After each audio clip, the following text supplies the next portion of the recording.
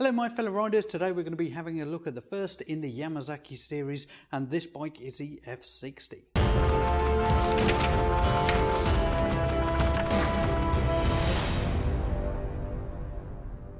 Now as you can see, this bike is a bit of a retro cruiser, retro scrambler, whatever you want to call it. It is a retro looking bike.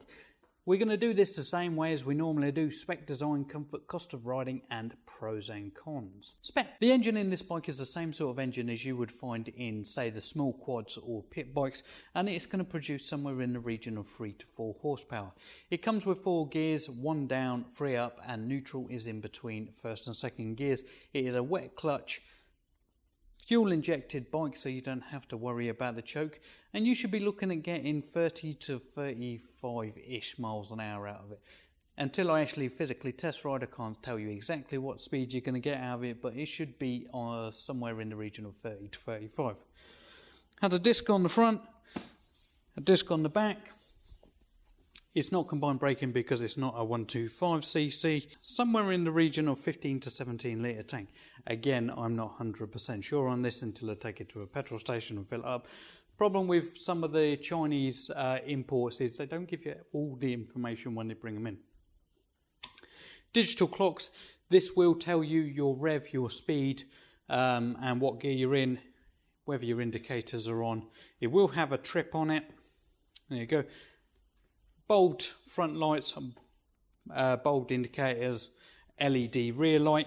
It does have the piggyback forks on it, and a good thing about this bike is the seat height. Now this is going to be one of the lowest seat heights you can get on any bike. This comes in at 700. So, design. This bike is designed to look like a scrambler or a cruiser cross sort of thing. It hasn't got exactly one type of denomination. But I would say it's more scrambler-esque.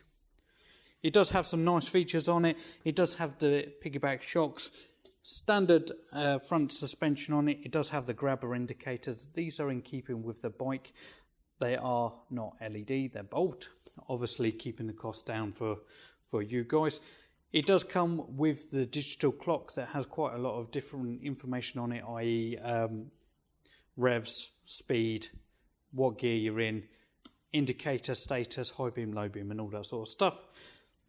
It has fairly nice mirrors on this one. They are fully adjustable. The reservoir for the brakes is see-through. That's usually on the more expensive sort of bikes you see that. The one thing that we did notice on this bike is the seat. The seat is very, very nice. It's nice and soft, and as I said previously, is very, very low. Little thing as well, the spokes on the front wheels are actually twisted. So that's another little thing that probably they didn't need to do, but they did it anyway. Steel exhaust system, obviously trying to keep down the costs. Comfort.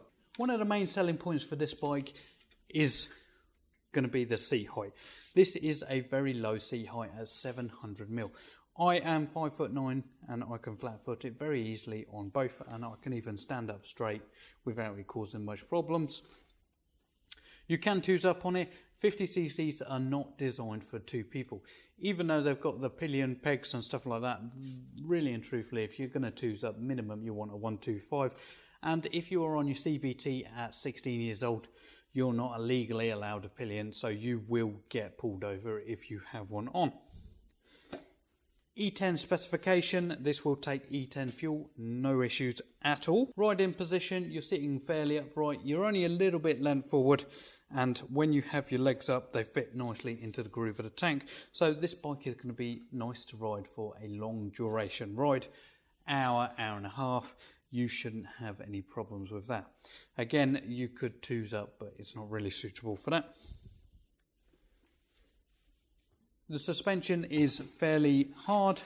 The rear one is adjustable, the front one is not. You can adjust the dampening on the rear one, you can't adjust the gas. Cost of riding. This bike comes in at £1,599 plus £100 on the road.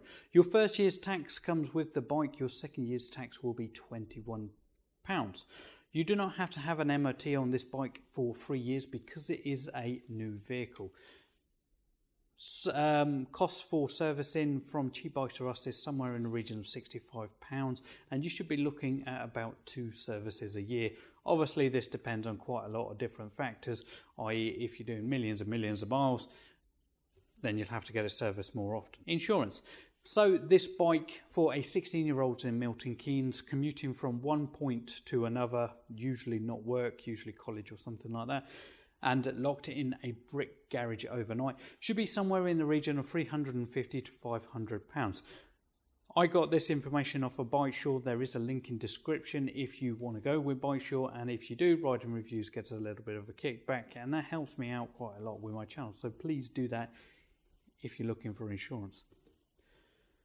You also should take into consideration fuel. In this, you're looking at about £15, and that should take you 300-ish miles. Remember, if you are riding a motorbike, minimum you should really be wearing clothing-wise is helmet, jacket, gloves, and a decent pair of boots. Recommended that you do wear trousers. I don't wear trousers when I'm riding. That's my preference. You should really, but they tend to be a little bit cumbersome and you have to carry them around all day, which is a bit of a pain in the bum. Pros and cons. This bike is one of the cheapest 50cc motorbikes you can get on the market at the minute. Pretty much one of the only 50cc's you can get on the market. We've got quite a few Yamasakis, quite a lot of them are sold out. Aprilia haven't brought in a Euro 5. The only other person that I know who has a Euro 5 50cc is WK, and they do a scrambler. I think that's somewhere in the region of 2,200, so it is quite it's on par with the Yamasaki YM50 RE. There you go. It doesn't have a back rack. It doesn't have the capability to have the back rack because there isn't one designed.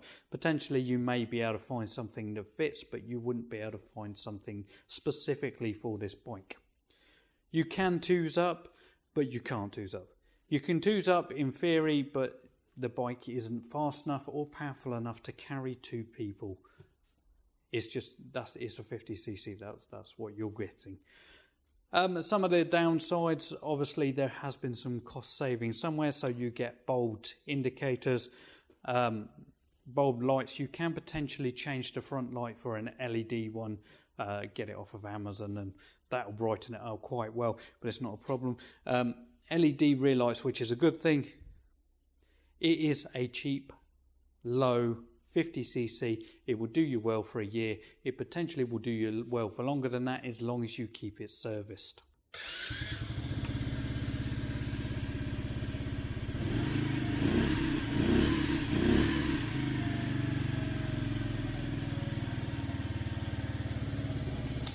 So thank you for watching my video on the Yamasaki F66 or F60 or potentially Leeway, that's what it's called in other countries. If you liked my video, hit the thumbs up. If you didn't, comment below and tell me how I can make my videos better in the future. If you want to support the channel and you are getting good information from me, please consider subscribing or joining the members area, and then you will be able to get extra perks, and it will help Riding Reviews out quite a lot. Remember, I have 260 plus videos with loads of different bikes, how-tos and informational videos that can help you out if you're a first-time rider or even if you're coming back to riding. Please subscribe to my channel, hit the thumbs up. As I said, comment below if you've got anything to say in regards to this bike. But as always, ride safe.